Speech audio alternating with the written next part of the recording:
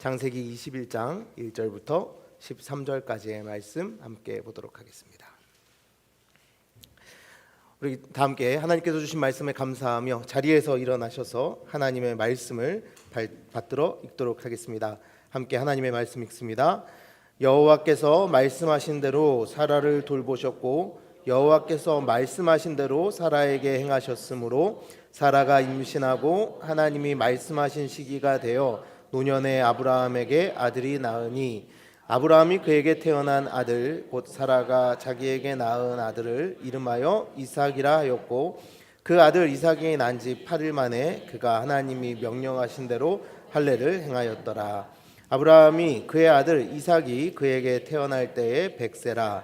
사라가 이르되 하나님이 나를 웃게 하시니 듣는 자가 다 나와 함께 웃으리로다. 또 이르되 사라가 자식들을 젖먹이겠다고 누가 아브라함에게 말하였으리오마는 아브라함의 노경에 내가 아들을 낳았도다 하니라. 아이가 자라매 젖을 때고 이삭이 젖을 때는 날에 아브라함이 큰 잔치를 베풀었더라. 사라가 본즉 아브라함의 아들 애굽 여인 하갈의 아들이 이삭을 놀리는지라. 그가 아브라함에게 이르되 이 여종과 그 아들을 내쫓으라. 이 종의 아들은 내 아들 이삭과 함께 기업을 얻지 못하리라 하므로 아브라함이 그의 아들로 말미암아 그 일이 매우 근심이 되었더니 하나님이 아브라함에게 이르시되 내 아이나 내 여종으로 말미암아 근심하지 말고 사라가 내게 이른 말을 다 들으라. 이삭에게서 나는 자라야 내 씨라 부를 것임이니라. 그러나 여종의 아들도 내 씨니 내가 그로 한 민족을 이루게 하리라 하신지라. 아멘. 이는 하나님의 말씀입니다. 감사합니다. 아멘. 자리에 앉으시겠습니다. 여러분, 아브라함을 우리는 믿음의 조상이라고 부릅니다. 그렇죠? 그래서 아브라함을 생각할 때 우리가 아무래도 그가 믿음의 조상이다 보니 뭔가 본받아야겠다라고 생각을 합니다. 여러분, 그런데 좀 볼 때마다 헷갈리지 않습니까? 아브라함의 모습을 보며 어떨 때는 말없이 잘 순종하는 것 같기도 하고 어떨 때는 아무 말 없이 참 불순종도 잘합니다. 누가 봐도 영웅 같아 보이지는 않습니다. 특히 아내를 팔아먹을 때 보면 이런 등신이 어딨나라는 생각이 가서 뵈야 될 텐데, 그렇죠? 이런 취소하겠습니다. 어떻게 이럴 수 있나 정도는 생각해 봅니다. 그런데 그럼에도 또 어떨 때는 대단한 일을 하기도 합니다. 그리고 곧바로 실망스러운 일을 하죠. 우리가 지난주 말씀에서 보았듯이 아브라함은 오늘 이제 하나님의 약속하신 일을 경험하는 자리, 바로 그 자리 앞에서도 큰 실수를 합니다. 이방의 권력자 앞에서 하나님의 약속을 잊어버린 것입니다. 자, 그러면 아브라함은 좀 부족했지만 그의 아내 사라가 현모양처라서 혹시 그가 믿음의 조상이라 불렸던 것일까요? 그렇잖아요. 이렇게 남편이 좀 이렇게 나가서 뛰어나 보일 때 항상 뒤에 이렇게 숨겨져 있는 아내들이 있잖아요. 그렇죠. 저도 저희 아내가 그나마 이만큼 만들어준 거예요. 안 그랬으면 큰일. 저희 아내도 모자라 보이신다고요? 지금 속에서 그렇게 생각하셨죠? 네. 어쨌든 그 남편의 그 부인, 그런데 사라와 아브라함은 그 누구도 사실 스스로를 자랑할 만한 사람들이 없었습니다. 부창부수라고 하죠. 사라도 그냥 마찬가지일 뿐이었습니다. 아브라함이 하나님의 말씀을 따라 떠난다 할 때 아무런 불만이 없이 잘 따라 나서는 것처럼 보였지만 하갈을 통해 자녀를 얻자 아이디어를 낸 것은 사라였습니다. 그리고 하나님께서 내가 너에게 자녀를 주겠다 하실 때 비웃었던 자 바로 그가 사라였습니다. 이렇듯 오늘 하나님의 약속하신 아들 이삭이 태어나는 자리에서 이 아브라함과 사라는 사실 그들의 의를 자랑할 것이 하나도 없었습니다. 이삭이 태어나는 것은 인간의 수고와 노력에 대한 응답이 아니었음을 우리가 지금까지 읽어온 아브라함의 한 걸음 한 걸음의 여정을 통해 우리는 발견할 수 있었습니다. 아브라함의 여정은 하나님의 역사였고 하나님께서 이루어 가시는 시간일 뿐이었습니다. 인간의 완전한 실패 속에서도 하나님의 말씀대로 계획되고 진행되어 하나님의 말씀하신 시기에 이삭이 태어난 것입니다. 그래서 아브라함의 여정을 따라오며 이삭의 탄생을 기다렸을 창세기 독자들에게 창세기가 강조하고 있는 것은 이삭의 탄생이 아니었습니다. 물론 이삭의 탄생이 중요합니다. 하나님의 언약의 자녀이기 때문에 이삭의 탄생이 중요합니다.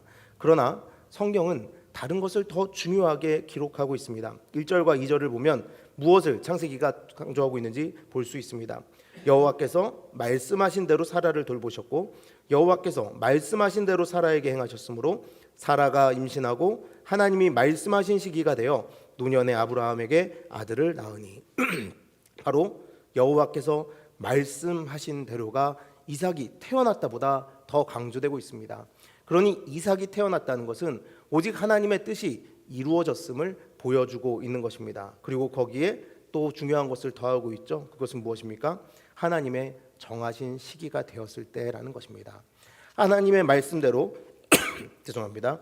하나님의 정하신 시기가 되어 이삭이 태어난 것입니다. 이삭이 태어났다. 그것이 중요하다기보다 하나님이 계획하신 일이 하나님이 반드시 정한 그때에 이루어졌다. 이것이 중요한 것이라는 겁니다. 우리가 원하는 때, 우리가 원하는 대로 모든 것이 이루어지는 것을 우리는 아름답다라고 생각합니다. 그렇죠? 우리가 원하는 일들이 우리가 원하는 딱 적기에 이루어지면 우리는 정말 하나님이 일하셨다 이렇게 말하지 않습니까? 그런데 여러분, 원하는 대로 우리가 원하는 시기에 원하는 대로 모든 것이 이루어질 때 항상 그것이 아름다운 결과들을 만들어냈습니까? 여러분 어떠세요? 그렇게 생각하세요? 예, 다 너무 끄덕이시면 안 돼요. 이거 그럼요. 제가 원하는 때 모든 것이 원하는 대로 이루어져서 그것이 아름다웠습니다라고 말하면 우리는 거짓말하고 있는 겁니다. 그런데 이런 유머 한번 들어보셨을 텐데요. 미국과 캐나다 사이에 있었던 일이랍니다. 근데 사실은 유머예요. 그냥 누가 만들어낸 이야기예요. 한번 들어보세요. 미국 항공모함이 운행 중 레이더에 문제가 생겼습니다. 하필이면 그날 안개가 짙게 껴서 실제로 가시거리가 채 10m도 안 되던 날이었습니다. 그런데 그 항공모함이 가고 있는 앞에 갑자기 불빛이 하나 나타난 거예요. 저 멀리 큰일 났다. 부딪히겠다. 이제 미국 측에서 그래서 먼저 긴급 채널을 열고 교신을 시도했습니다. 미국 측에서 먼저 말합니다. 충돌을 피하기 위해 항로를 남쪽으로 0.5도 변경하십시오. 우리는 항공모함이라 바로 경로를 바꾸기에는 이미 늦은 것처럼 보입니다. 라고 교신을 했습니다. 그랬더니 캐나다 측에서 응답이 왔습니다. 미국이랑 캐나다가 좀 이제 자존심이 있잖아요. 비킬 수가 없는 거예요. 캐나다 측의 응답은 이랬습니다. 충돌을 피하기 원한다면 우리가 아니라 당신이 항로를 바꿔야 할 것입니다. 그러자 미국 배에서 다시 얘기합니다. 여기는 미국 해군 항공모함입니다. 다시 한번 함장이 직접 말하겠습니다. 당신이 항로를 변경하십시오. 그랬더니 캐나다에서 응답합니다. 무슨 일이 있어도 우리는 그럴 수 없습니다. 다시 말하지만 당신이 당신의 항로를 변경하십시오. 미국이 마지막으로 교신을 시도합니다. 여기는 항공모함 제럴드 포드입니다. 우리는 미국 해군에서 가장 큰 항공모함입니다. 더 이상 말하지 않겠습니다. 항로를 변경하십시오. 그래서 캐나다 측에서 이렇게 말합니다. 뭐 그럼 알아서 하시오. 우리는 등대입니다. 여러분 재미가 없으신 거예요? 들어보신 거예요? 이해가 안 되신 거예요? 네, 뭐 그냥 그런 얘기예요. 네. 근데 이게 왜 제가 이런 유머를 갑자기 들고 온지 아시겠죠? 내가 원하고 있어요. 난 직진할 거예요. 지금 저는 이 앞으로 가야 돼요. 그런데 앞에 뭐가 있어요? 등대가 있어요. 근데 우리는 그 등대 보고 비키라예요. 그 결과가 무엇이겠습니까? 가서 들이받는 거죠. 여러분 그때는 그 길을 바꿔야 합니다. 내가 원하더라도 지금 이때라고 생각한다 하더라도 길을 바꿔야 합니다. 물론 이게 말로도 안 되는 유머입니다. 말도 안 되는 유머이지만 여러분 우리 인생들이 이렇게 그냥 유머처럼 이런 그냥 유머에나 나올 법한 얘기들을 자주 저지르며 산다라는 것입니다. 내가 가고 싶으니까, 내가 하고 싶으니까, 내가 원하는 때가 지금이니까 말하며 자기의 원함과 때가 옳다고 생각하며 그 일을 밀어붙입니다. 그러나 성경은 우리에게 계속해서 말하고 있습니다. 하나님께 물어라 라고 말입니다. 하나님의 때가 언제인지, 하나님의 때가 언제인지를 묻고 응답을 받았다면 기다려라 라고 말하고 있습니다. 하나님의 때가 찰 때 창조주 하나님의 역사가 시작되는 것입니다. 여러분 예수 그리스도가 이 땅에 오실 때 아무 때나 오셨습니까? 아닙니다. 하나님의 정한 때가 찼을 때 예수께서 이 땅에 오신 것입니다. 우리는 그렇기에 하나님의 말씀을 읽고 성령의 인도하심 안에서 기다릴 줄 아는 지혜와 인내가 필요합니다. 이 기다림의 시간이 때로는 힘들게 여겨지기도 하겠지만 이 기다림을 하나님께서 정하신 시간이라면 나에게 유익됨을 믿고 기도하며 기다릴 줄 알아야 합니다. 하나님께서 역사를 주관하시는 것을 여러분 믿으십니까? 여러분 믿으시죠? 그럼 아브라함에게 이 25년이라는 시간, 이 시간이 저주와 징벌의 시간이었을까요? 아닌 것도 우리는 알고 있습니다. 아브라함에게 내가 너에게 아들을 줄 거다라고 약속하신 이후에 25년이라는 시간이 지난 오늘까지 그 아브라함의 삶은 저주의 시간이 아니었습니다. 징벌의 시간이 아니었습니다. 하나님의 은혜의 시간이었습니다.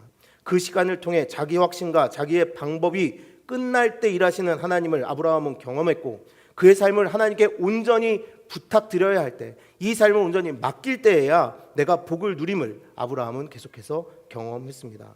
그리고 그의 삶을 우리에게 보여주시사 우리도 내가 영웅이 되는 것이 아니라, 내 능력으로 이 땅을 사는 것이 아니라 아브라함처럼 하나님께 최종적으로 나의 삶을 맡길 때에야, 내가 아무것도 아닌 걸 알 때에야 하나님의 은혜가 임하는 것을 보게 하신 것입니다. 믿음을 가지고 하나님의 때를 기다릴 때, 바로 그때 인간의 비웃음이었던 이삭이 능하지 못함이 없으신 여호와로 인해 기쁨의 웃음으로 바뀌는 것입니다. 여러분, 우리가 이삭을 만들어냈다면 그것은 그냥 인간의 비웃음으로 끝날 것입니다. 하지만 하나님의 은혜로 이삭이 주어졌기에 더 이상 비웃음이 아니라 기쁨과 감사의 웃음이 될 수 있었던 것입니다. 그런데 하나님의 은혜를 믿고 하나님의 때를 기다리는 자들의 삶에는 근데 중요한 것이 하나 있습니다.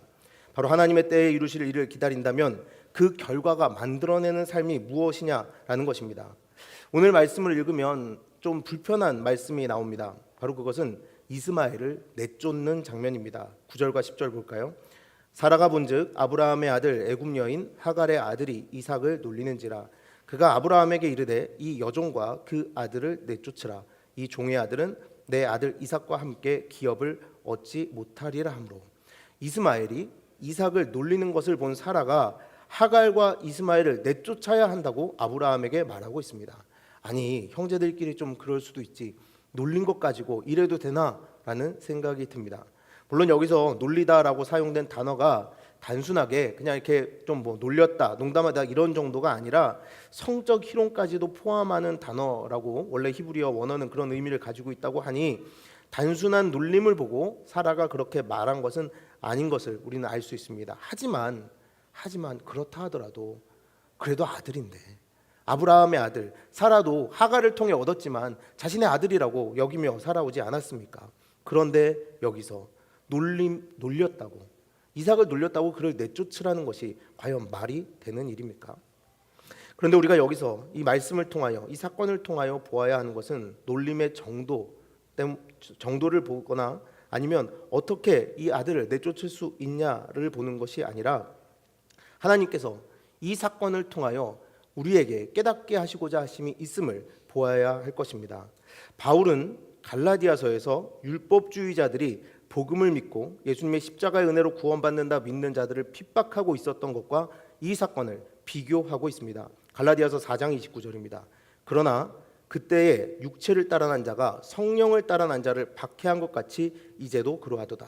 육체를 따라난 자가 누구입니까? 이스마엘이고, 성령을 따라난 자가 누구입니까? 이삭입니다.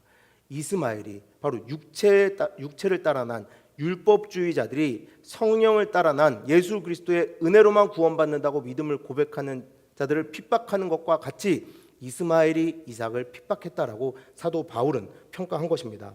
갈라디아서 그래서 4장 23절에서 26절은 창세기 21장의 말씀을 이렇게 요약합니다.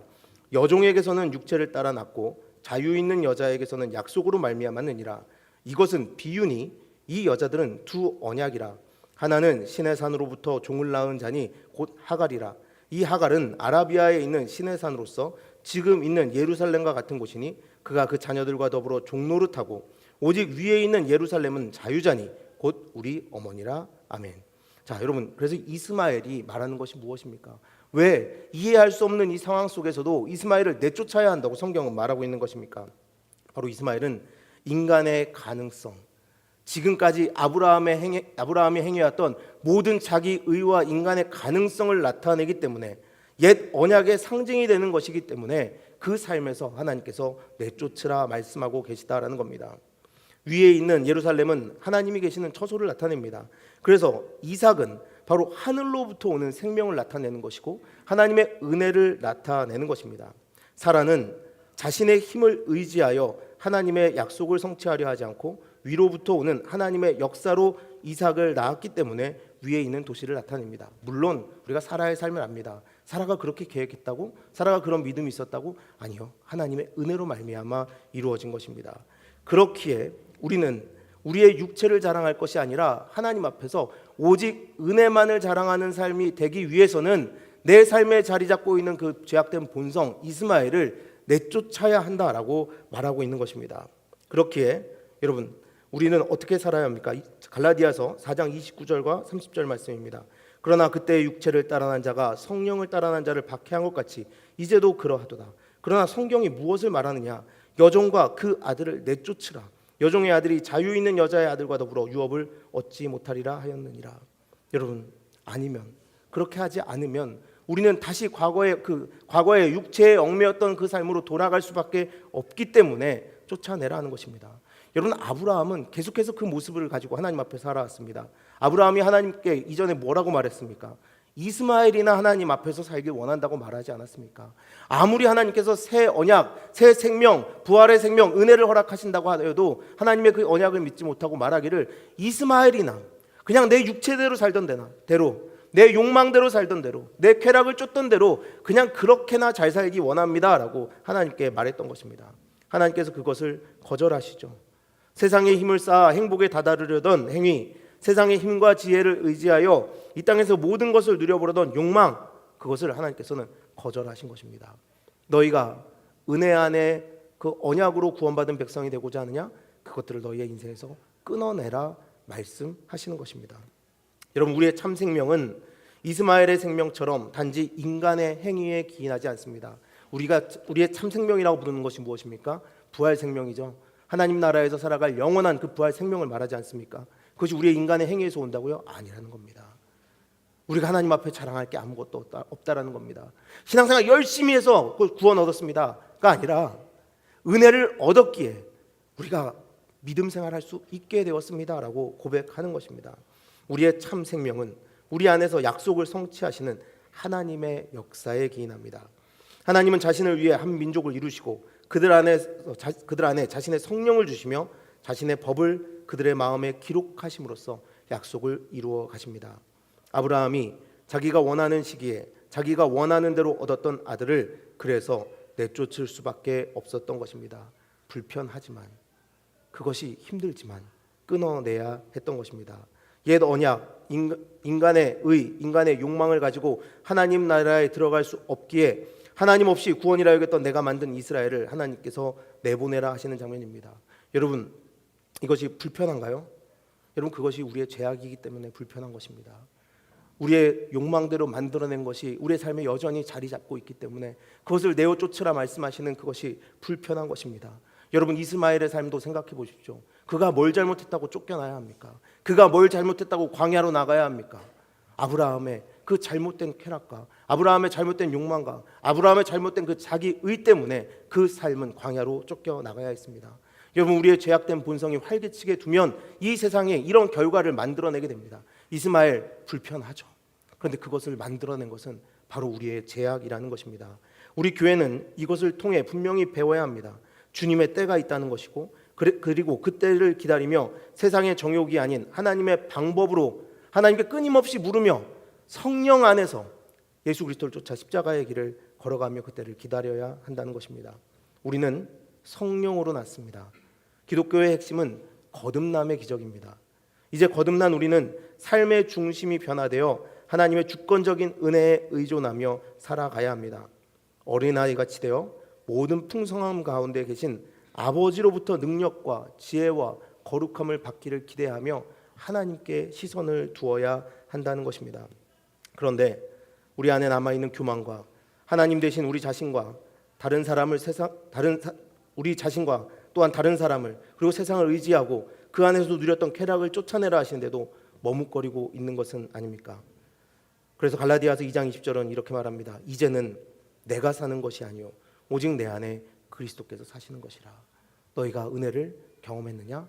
그럼 이제 너희는 완전히 죽고 너희 안에 예수님만이 사는 것이다 라고 말입니다. 그리스도의 생명이, 그리스도의 생각이, 그리스도의 열정이, 그리스도의 기쁨이 우리의 생명과 생각과 열정과 기쁨이 되어 사는 삶, 그것이 우리 그리스도인 신자들의 삶이라는 것입니다.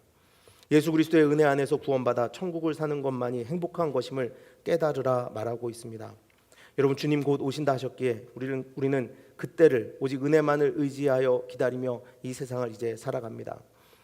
여러분, 우리 분명히 그렇게 살아야 하죠. 그런데 잘 생각해 보면 우리가 그렇게 예수님 믿고 그렇게 살아야 됩니다라고 말은 하는데 그렇게 잘 하지 못합니다. 우리는 어떻게 사냐면요, 하나님 나라가 아니라 여전히 구원받기 이전에 누렸던 것들, 그것이 구원인 것처럼 생각하면서 내가 사실은 욕망하고 있는 일들이 이루어질 때 뭐라고 잘 말하냐면 하나님이 하셨습니다라고 잘 말한다는 겁니다. 여전히요. 하나님이 좀 버려, 이제 그거 포기해라고 아무리 말해도 잘 쥐고 있다가 하나님 아무리 안 된다 하더라도 이거 이루어질 때까지는 하나님이 일하신 거 아닙니다라고 말하는 것이 우리의 모습이라는 겁니다. 제가 처음 신학교 들어갔을 때 IMF가 한국에 왔었습니다. 제가 원래 97년도에 일반 대학을 들어갔다가 하나님이 저를 부르시는 것 같아서 정확히는 가서 여쭤봐야 돼요. 하나님 그때 부르신 거 맞죠라고 정확히는 가서 여쭤봐야 되지만 그때 제 응답은 하나님이 저를 신학교로 부르셨다라고 믿음으로 고백하며 신학교를 갔습니다. 그래서 98년도에 신학교를 갔는데 그때 IMF가 왔어요. IMF가 오는데 그렇게 저는 힘들어지는지 그 전까지는 흔히 얘기하는 중산층으로 살았었거든요. 중산층. 그래서 93년도에 아이들이 일본 여행도 아직 못 가볼 때 저 미국 여행도 다녀왔었어요. 그래서 93년도에 가서 뉴욕도 다녀오고 뉴욕 네. 부자는 아니고 근데 그렇게 어머니 아버지가 이렇게 기회를 주셔서 미국도 다녀오고 남들보다 좀 평범보다 조금 이상으로 산다라고 그냥 제 스스로도 우리 좀 그냥 그래도 괜찮은 것 같아라고 이렇게 살고 있었어요. 근데 IMF가 오니까요 한 번에 다 무너지는 거예요. 그래서 하루는 그 기숙사에서 이제 아이들이랑 같이 밥을 좀 얻어 먹고 있었는데 기숙사에 못 들어가서 기숙사 밥을 얻어 먹고 있었어요. 근데 맛있는 게 나오면요 그날은 앞에서 이름 검사를 해요. 그래서 기숙사생이 아니면 밥도 못 얻어 먹어요 그날은. 그래서 그냥 기숙사 방에서 친구 방에서 이제 뒹굴뒹굴 거리면서 이제 그냥 밥 굶고 있는데 친구가 불쌍했는지 그날 삼계탕이 나왔거든요. 삼계탕 한 그릇을 탁 들고 온 거예요. 근데 IMF 때 저희만 힘들었냐? 아니거든요. 저 말고 빈대가 하나가 더 있었어요. 그래서 그래서 셋이서 요만한 닭 한 마리를 놓고 셋이서 이렇게 앞에 앉았어요.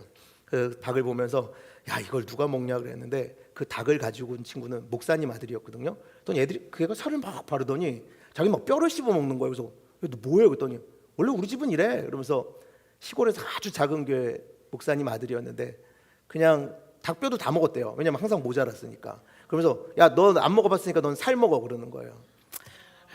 그렇게 살았습니다. 그렇게 살았어요. 근데 제가 그때 마음속에 어떤 마음이 있었냐면 하나님 도대체 왜 이런 일을 겪어야 되는 거죠? 제가 이런 생각이 들었어요. 저는 하나님이 부르신다라는 믿음을 가지고 여기에 왔고 정말 하나님께서 이 땅에 복음을 전하라고 목회자로 세우시기 위해 저를 이곳에 보내셨다면 저한테 이러시면 안 되는 거 아니에요? 좀 이런 마음이 그때 되게 강하게 들었던 것 같아요. 그래서 하나님을 원망을 되게 많이 했습니다. 그런데 그 전까지 하지 않았던 질문이 있다는 것을 제가 모르고 있었어요. 그건 뭐였냐면 제가 그동안 누렸던 삶 있잖아요. 그때는 한 번도 하나님한테 왜라고 물은 적이 없어요. 하나님 왜 저 중산층 가정에 태어나게 해주셔서 왜 다른 애들은 경험하지 못했던 이런 것도 경험해보게 해주시고 그래서 편안하게 이렇게 살게 해주셨어요? 라고 묻지 않았어요. 그런데 어떤 때 물었냐? 내 육신에 내 마음에 괴로움이 닥쳤을 때 하나님을 원망하기 시작한 거예요. 그런데 저는 그때 하나님께 그나마 배움의 시간을 가졌다라고 생각합니다. 그것은 무엇이냐 하면 내 육체의 소욕에 따라 하나님을 원망하거나 내 육체의 소욕에 따라 하나님을 찬양하는 삶, 그것이 그리스도인의 삶이 아니라는 것입니다.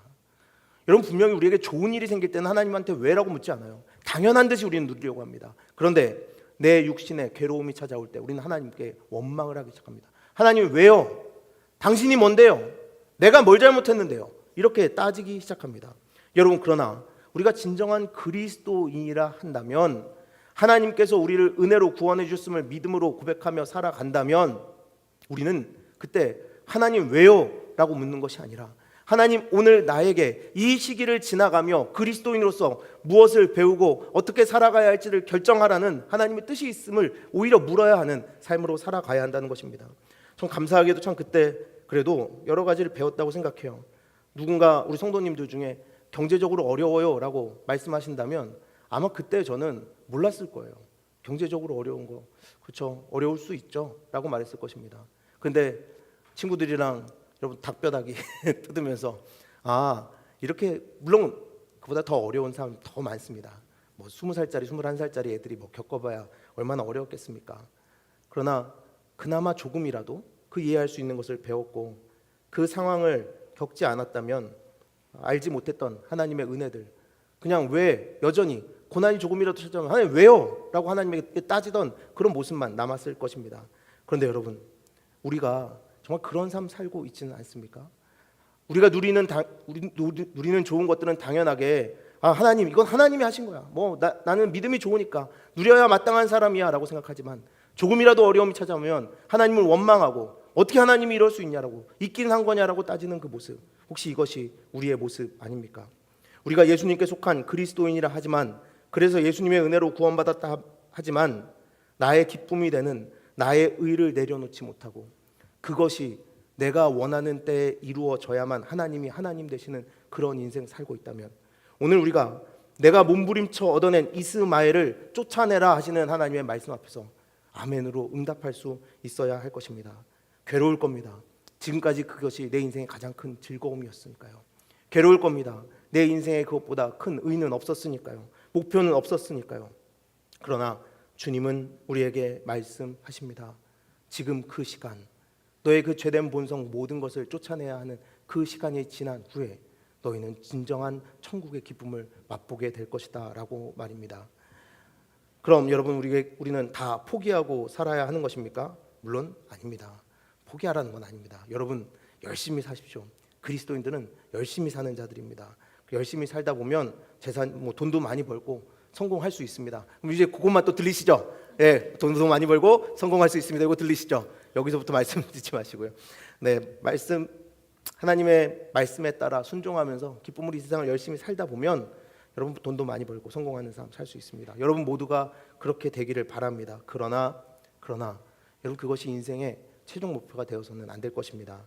끊임없이 세상에서 강해지려고 하는 모습, 이것이 우리의 목표가 아니라 세상에서의 만족이 전부인 삶으로 이 세상에서 천국을 누리는 것으로 끝이다 라고 생각하는 그런 삶이 아니라, 하나님을 의심하거나 관계가 끊어지는 그런 삶은 내가 아닌지, 내 목표가 정말 천국을 향하고 있는지를 항상 점검하면서 내 삶의 이스마엘을 쫓아내는 삶을 살아야 할 것이라고 우리는 생각합니다. 여러분, 예수님의 십자가가 이 세상에서 가장 큰 성공입니까? 맞나요? 여러분, 십자가가 가장 큰 성공 맞습니까? 십자가 없었으면 부활 없잖아요. 예수님 그 자리에서 돌아가시지 않으셨다면 부활 없잖아요. 예수 그리스도의 부활이 없다면 우리는 천국을 살 수 없잖아요. 그러면 이 세상에서 누릴 수 있는 가장 큰 성공은 예수 그리스도의 십자가에 함께 못 박히는 것이 우리의 목표가 되어야 할 것입니다. 우리의 인생의 최종 목표, 하나님 나라라면 당연히 십자가가 가장 귀한 것입니다라고 고백하며 나의 육체의 소욕들을 끊어내야 할 것입니다. 내 인생을 증명하는 것이 우리 인생의 목표가 아니라 하나님의 창조하신 대로 존재하는 것, 하나님이 보내신 대로 사는 것이, 은혜를 믿어 구원받는 것이 우리 인생의 목표가 되어야 합니다. 이스마엘을 보십시오. 하나님께서 지키시겠다는 약속 아래 점점 그도 강성해져 갑니다. 그러나 결국 그의 삶은 육체의 만족의 삶으로 끝이 납니다. 21장 20절입니다. 하나님이 그 아이와 함께 계심에 그가 장성하여 광야에서 거주하며 활 쏘는 자가 되었더니, 앞에서도 말씀드렸듯이 여러분, 우리가 이런 결과를 만들어내는 인생을 살아서는 안 됩니다. 우리의 죄성이, 우리의 그 죄악된 본성이 이 이스마엘을 이 땅에 끊임없이 생산해내는 그런 인생, 우리는 그곳으로부터 멀어져야 합니다. 사랑하는 우리는 교회 성도 여러분, 우리는 예수님의 자기 부인으로 구원받은 하나님의 자녀들입니다. 그렇기에 예수님의 생명으로 오늘을 살아 무명이든 유명이든 중요하지 않은 존재가 되었습니다. 하나님이 예수님을 통해 우리를 보신다 하시니 우리는 그런 거 더 이상 신경 쓰지 않습니다. 이 육체에 속한 모든 것들을 자랑 삼기 위하여 우리의 삶을 소비해버리지 않는다는 것입니다. 여러분, 육체에 따라 모든 것을 소비해버린 이 세상이 만들어가는 그 결과물을 보십시오. 하늘에서 떨어지는 수많은 포탄일 뿐입니다. 그러니 집에서도 교회에서도 일하는 자리에서도 이렇게 고백할 수 있기를 바랍니다. 내가 바란 대로 되지 않아도 괜찮습니다. 내가 원하는 때가 아니어도 괜찮습니다. 오직 주의 때에 주께서 이루고자 하시는 대로 살게 하소서. 이렇게 말입니다. 십자가의 은혜를 잊지 않고 은혜 안에 머물러 예수님 다시 오시길 기다리는 자답게 자유하게 사는 우리 모두가 되기를 간절히 바랍니다. 우리가 스스로를 그리스도인이라고 부른다는 것은 은혜 안에서 예수님 다시 오실 때를 기다리는 자라고 고백하는 것입니다. 여러분, 예수님 다시 오시는 그날 심판대 앞에 설 때 여러분 안에서 무엇을 끄집어내어 그분 앞에 자랑하겠습니까? 주님 보십시오, 제가 이렇게 많은 재산을 모았습니다 라고 자랑하실 것입니까? 예수님 보십시오, 제가 이 세상에서 이렇게 많은 쾌락들을 누리며 살았습니다 라고 자랑하시겠습니까? 주님 다시 오시는 그날 여러분, 그 앞에서 우리는 주님, 제가 주님 말씀하신 대로 자기 십자가를 지고 자기 부인의 길을 걸었습니다 라고 말할 수 있는, 그렇게 감히 말할 수 있는 우리가 되어야 할 것입니다. 혹시 기다림을 멈추지는 않으셨나요? 지난 2000년의 시간 동안 교회는 주인의 부재에 어느새 익숙해져 버렸는지도 모르겠습니다. 그러나 오늘 우리는 하나님의 이 부르시는 말씀 앞에서 다시 깨어나야 합니다. 주님, 나의 모든 죄악된 본성을 이제 내 삶에서 쫓아내고 주님 말씀하신 대로 주님 다시 오심을 기다리겠습니다. 내 삶이 오직 주의 원하시는 대로 오늘 이 땅에 존재하기를 기도하며 성령의 인도함대로 살아가겠습니다 라고 고백하는 우리가 되어야 할 것입니다. 바로 그때 인간이 줄 수 없는 기쁨, 세상이 빼앗을 수 없는 기쁨, 천국에 넘치는 감사의 삶이 우리의 삶에 온전히 이루어질 줄 믿습니다.